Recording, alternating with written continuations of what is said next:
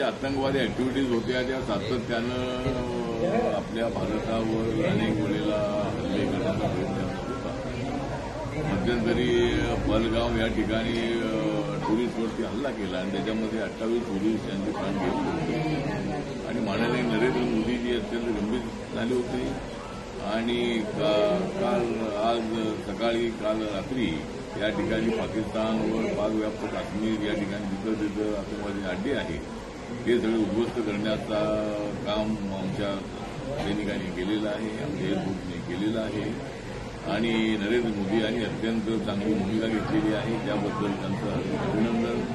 आणि पाकड्यांना धडा शिकवणं अत्यंत आवश्यक होतं, तो त्यांना धडा शिकवलेला आहे. आणि अजूनही पाकडे जर अशा पद्धतीनं वाकडे वागत असतील, पाकडे नेहमीच वागतात वाकडे, म्हणून त्यांना सबक शिकवणं अत्यंत आवश्यक होतं, ते त्यांना सबक शिकवलेली आहे. आणि म्हणून माननीय नरेंद्र मोदी यांचे हार्दिक आभार व्यक्त करतो आणि सारी भारताची जनता त्यांच्या पाठीशी आहे. आपण पाकिस्तानला सबक शिकवा अशी देशभराच्या लोकांची मागणी आहे. आणि माझी तर मागणी ही आहे की पाक व्याप्त काश्मीर ताब्यामध्ये घेण्याचा प्रयत्न होणं अत्यंत आवश्यक आहे आणि तो नक्की माननीय नरेंद्र मोदीजी घेतील असं मला बोलून विश्वास आहे.